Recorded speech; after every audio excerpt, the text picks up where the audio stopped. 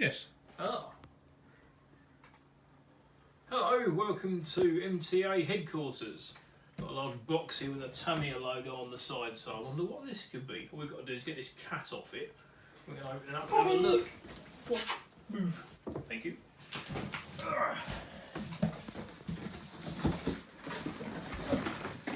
Dun dun dun! Look. Right. Try and get it out of the box without destroying the whole place.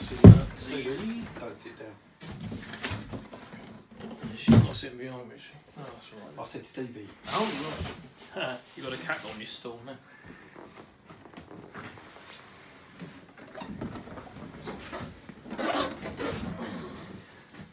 Well, they certainly know how to pack things, don't they? Well, that's Tamiya for you. Oh, yeah. Hello! Have you got a knife handy?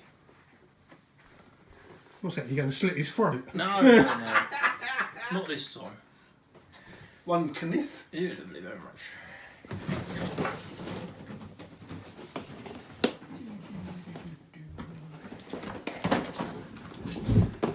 So that's most of the Plastic.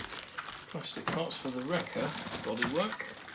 So those are the outer panels for the back of the wrecker bodywork. Those are all of the internal structure parts, electronics compartments, all that kind of stuff. Those are the rails that the main wrecker body is built on. Which are 450 millimetres long. Okay. Not a bad length. Main chassis rails. How long are these buggers? They are 625. Which is quite long. Just a little bit, yes. Well, how long's the ground hauler? 640. 633. That's for the entire truck. 633. That's just the chassis rails. Yeah. So this thing will make the ground hauler look quite short. Put it back on, Steve. No, it'll be right there for a minute. Oh look, there's the best bit, the body. Yep. Oh, you don't like the wrecker, do you? No, I like the body. You don't? I like the Volvo. Nobody likes your body. Right, yeah. Volvo cab. Oh yeah.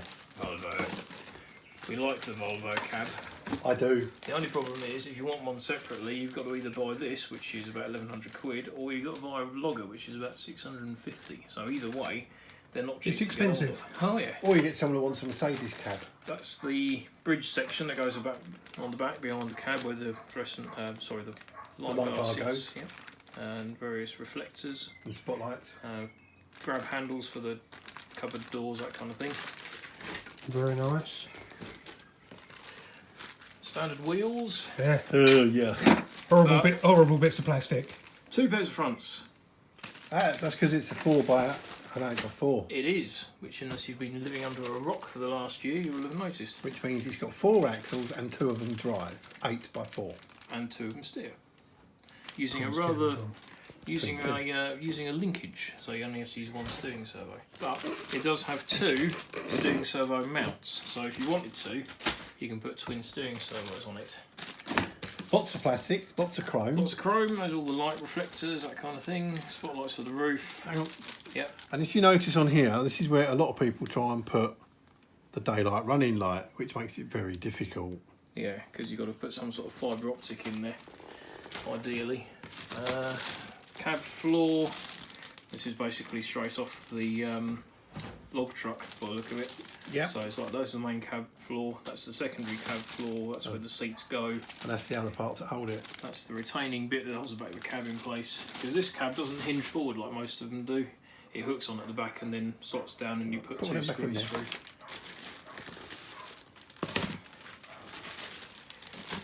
So that's that lot. We won't be using these, by the way. Put some nice Lesu wheels on it. The only thing nice about Lesu is nothing, because they're expensive. Oi! Lesu wheels are very nice. The good thing about Lesson is they look shiny. They are like shiny. If you're a magpie, that's superb. Hang on, I mean all of your trucks got Lesu wheels on them. Oh yeah. Yes, let's just have a look at some of Michael's trucks, shall we? And see if we've got Lesu wheels on them. Oh, look, there's some Lesu wheels. Oh, look, there's some more Lesu Well, wheels. they're kind of buried under paper, you can't really see them. Yeah, it's fine. Right. all of it. Oh, blimey, this one's heavy. Right. Not some That's bolts. just your wallet. My wallet's not heavy, it's light, it's full of moths. Not some bolts, I didn't add the front grille. I imagine so, yes. Yeah, there's the metal parts for the front grille. Exactly the same as the logger. Yeah, and so the entire cab's just been lifted straight out of the logger kit. Tyres. So we've got off-roady tyres. Yep, those are the off-road tyres for the rear. So you've got 8 pairs of them in total, or 8. 4 pairs. No, there's more. There should be. In one of the other yes. boxes, there's a set as well. I'm just thinking. No, these all of them. Yeah. One, One two, axle, three, no, 2 axles, 3 Oh axle, yeah, 4 axle. yeah. I forgot how to count then. And you got a degree. Fuck off. That I would. Oh yeah, that's the hinge point for the bottom of the wheel lift. I mean that's Fucking huge. it's substantial. rather big That's very and substantial. very Metal. solid, very metal. Oh yeah. Screw Now bags that- and half. Don't drop it. That's quite heavy. So Screw bag. side plates for the wheel lift, and they are. I mean that's how high the wheel lift is. That's going to be bloody massive. Those are the aluminium bars for the wheel lift. So again, that shows how wide it is. Those are the frames that hold the 2 wheel runners in place. That's the hinge mechanism for the wheel lift. That's kind of chunky. Looks like it's all made out of aluminium. So Don't open it, Steve. Don't open it. okay. There's a wire in there as well for something. I'm not quite sure If what that's that one is. if it's the same as the There you go. That is the jumper for the 5th wheel switch. If you're using a multifunction unit, it puts it in basically connected mode, so it's got full power of the motor all the time, nice.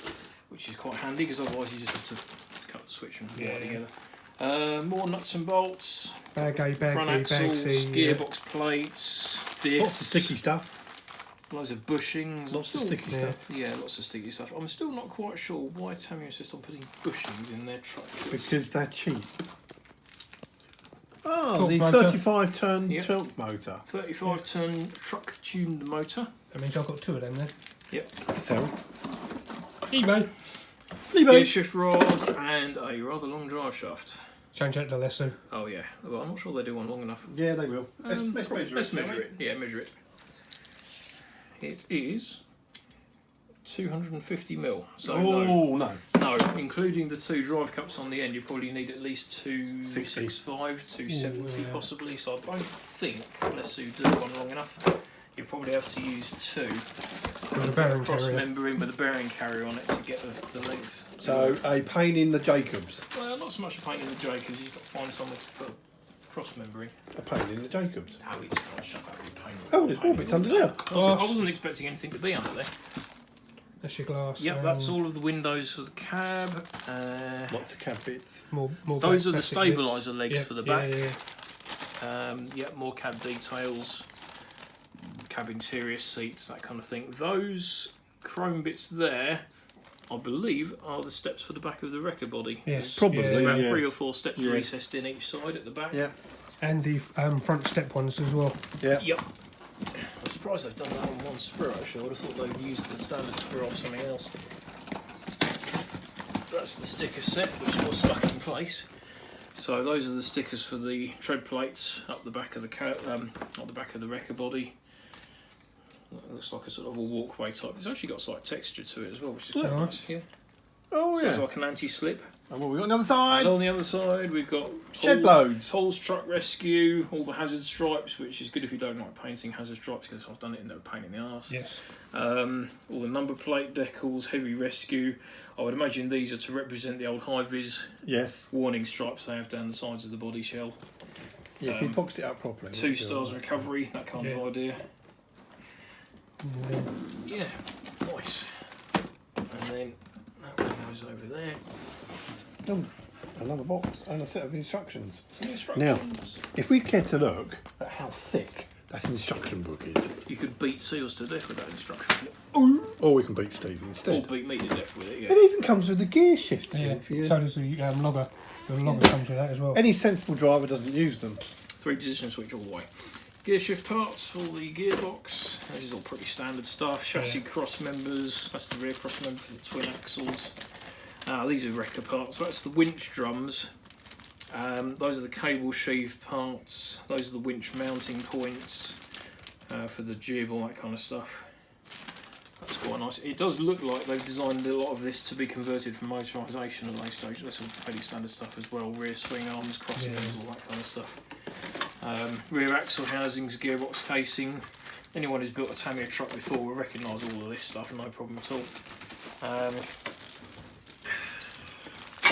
That's a bit different. That's one of the rear cross members for the wrecker chassis, and those are the parts that hold the main chassis rails to those L section bits that we saw earlier on. Yeah. And those are the cross members for the L section bits. I think they use the same system on the logger. Basically, the entire wrecker body is on its own separate chassis, which is held on by about 6 pairs of these. So you just sort of, if you want to take it off, it's about 12 bolts and the whole lot comes off.